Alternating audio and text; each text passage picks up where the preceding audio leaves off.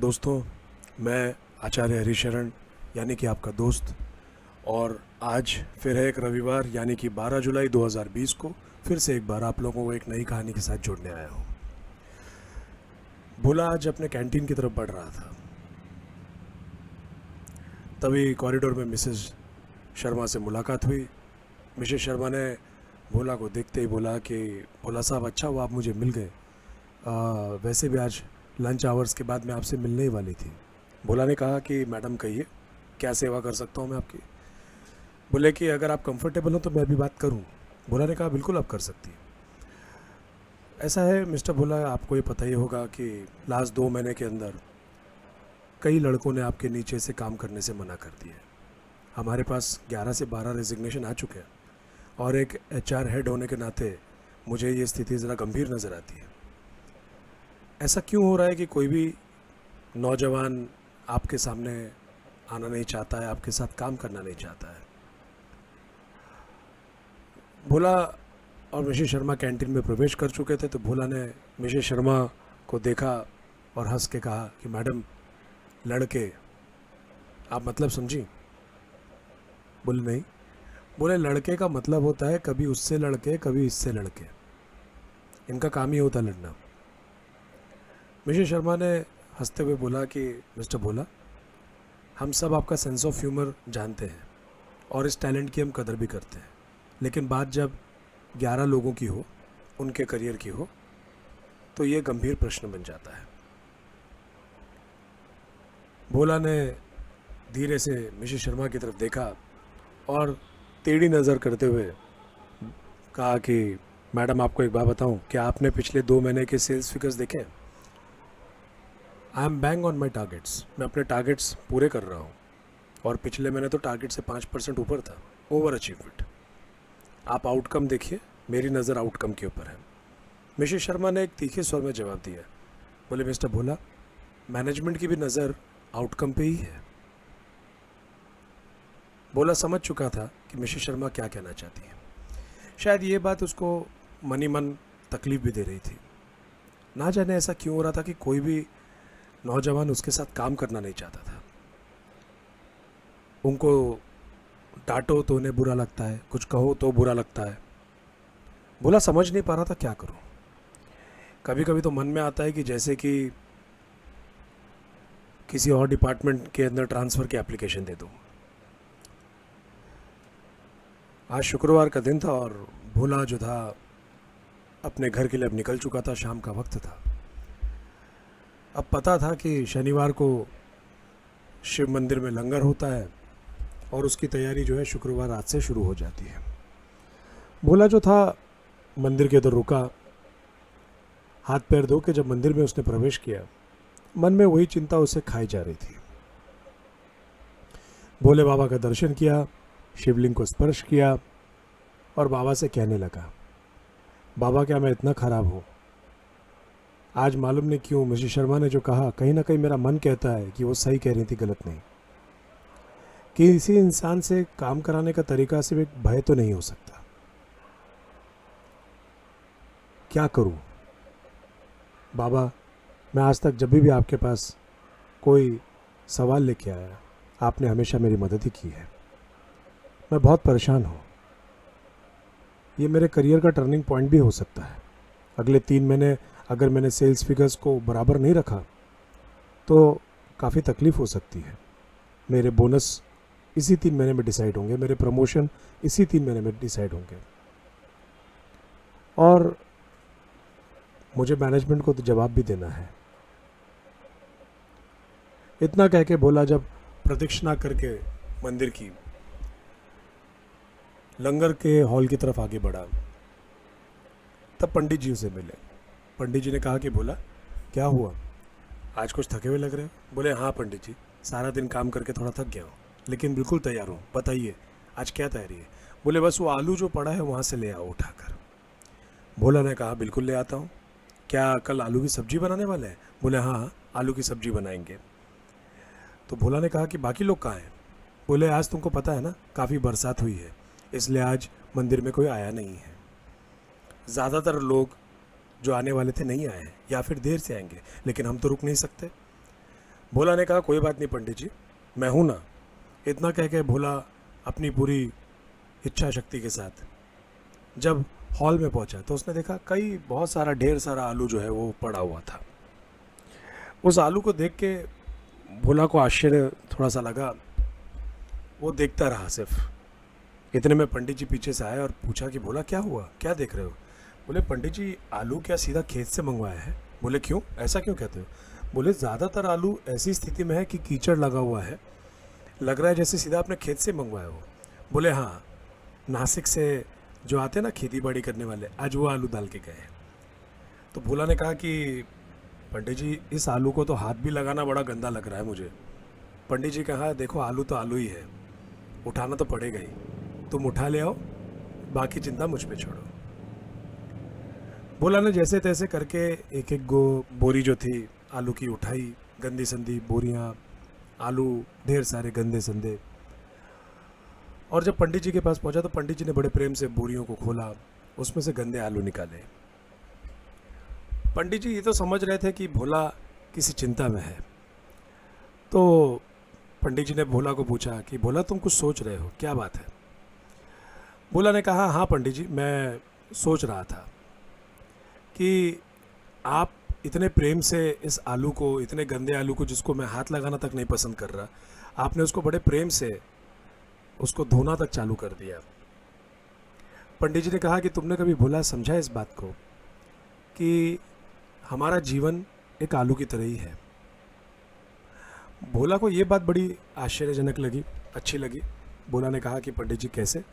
बोले देखो ना, अब आलू को देखो, गंदा संदा आलू है, लेकिन फिर एक गृहिणी या मेरे जैसा कोई इसे इस गंदगी से निकालता है, उसमें टमाटर डालता है, उसे धोता है, साफ़ करता है, काटता है, टमाटर डालता है, उसमें हरी मिर्च डालता है, अदरक डालता है, धनिया डालता है, उसे घी में तलता है, ज़ीरा डालता है, हींग डालता है, हल्दी पाउडर डालता है, लाल मिर्च पाउडर, अमचूर पाउडर, गरम मसाला वगैरह वगैरह, नमक इत्यादि सब डालता है। और डालने के बाद तुम्हें पता है भोला क्या बनता है? बोला अरे ये भी कोई पूछने की बात है पंडित जी, आलू की सब्जी। बोले लेकिन तुम्हें मालूम है जब आलू कीचड़ में होता है तो उसे कोई हाथ लगाना पसंद नहीं करता, लेकिन जब उसी आलू की वो सब्जी बन जाती है तब सब लोग आ जाते हैं आगे अपनी प्लेट लेके कि मुझे भी दो, मुझे भी दो, मुझे भी दो। भोला को बात तो कुछ समझ में आने लगी थी। पंडित जी ने धीरे से कहा भोला, इंसान भी ऐसा ही होता है, आलू की तरह। बस एक गुरु की आवश्यकता होती है जो उसे उस कीचड़ से बाहर निकाले, साफ करे, उसमें अपने तजुर्बे का तड़का लगाए, और फिर जब वो ही शिष्य बन जाता है तो लोग, ये दुनिया उसी इंसान को मांगने के लिए आ जाते हैं, उसके अंदर अपना हिस्सा ढूंढने लग जाते हैं। बोला तुम जानते हो कि ये जो अंदर पत्थर है जिसे हम शिवलिंग कहते हैं, ये कौन है? भोला ने कहा बिल्कुल, ये भोलेनाथ है, भगवान है।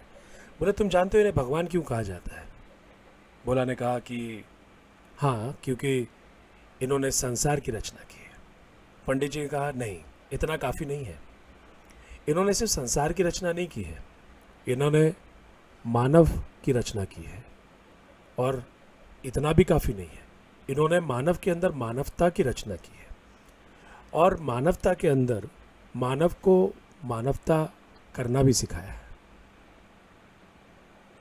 बोला ये बहुत ज़रूरी है हम इस बात को समझें कि किसी किसी इंसान की तकदीर में आलू की सब्जी आती है, वो मानव होता है, लेकिन जिसके हिस्से में आलू आ जाए खेत से निकला हुआ, तो उसे समझ जाना चाहिए कि भोलेनाथ ने, यानी कि ईश्वर ने, यानी कि उस परम भगवान ने उसके लिए एक बड़ा रोल डिसाइड करके रखा है, यानी कि गुरु का। भोला ने धीरे से शिवलिंग की ओर देखा और कहा कि प्रभु ऐसा कोई दिन नहीं जब आपने मेरी मुसीबत में सहायता ना की हो। भोला को उसके सवालों का जवाब मिल चुका था।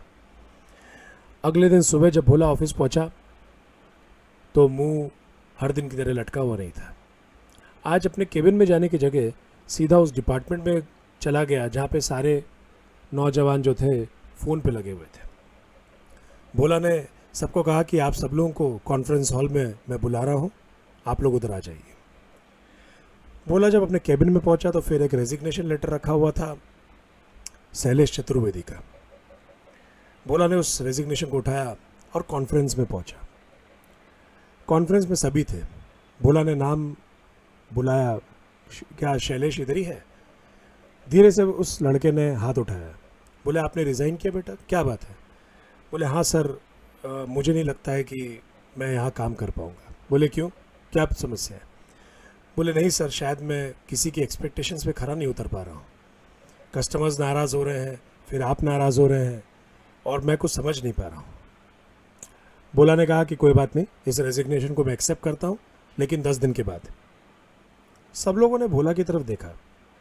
आज तो बॉस यानी कि भोला कुछ अलग तरीके से बात कर रहे हैं। आज गंभीर नहीं थे, हंस के बात कर रहे हैं। सब लोगों ने जब भोला की तरफ देखा तो भोला ने कहा हाँ, आज से हर दिन सुबह 1.5 घंटा ऑफिस आने के बाद और 1.5 घंटा ऑफिस छोड़ने के पहले आप लोग इसी कॉन्फ्रेंस हॉल में मुझे मिलेंगे, जहाँ पे मैं आप लोग को कुछ सिखाना चाहता हूँ। सब लोग आश्चर्यचकित होकर भोला की तरफ देख रहे थे। शैलेश बोल उठा। शैलेश ने कहा कि सर, क्या मैं जान सकता हूँ कि आप हमें किस चीज़ की ट्रेनिंग देना चाहते हैं? भोला ने धीरे से कहा, तुम्हें आलू की सब्जी बनाना सिखाना चाहता हूँ। भोला की इस बात के ऊपर सब हंसने लगे। भोला ने कहा कि वादा करता हूँ, आज आप लोग इस कॉन्फ्रेंस हॉल में आए हैं, आप लोग एक आलू की तरह हैं। 10 दिन के बाद हर कस्टमर आप लोगों से बात करना चाहेगा और आप लोगों को मैं हमेशा प्रोत्साहन करता ही दिखूंगा। सब लोग हंसने लगे। शैलेश भी आके भोला से हाथ मिलाया, बोला कि sir thank you so much, मैं अपना रेजिग्नेशन वापस लेता हूँ। दोस्तों, क्या हमारे जीवन में ये बात सत्य नहीं है?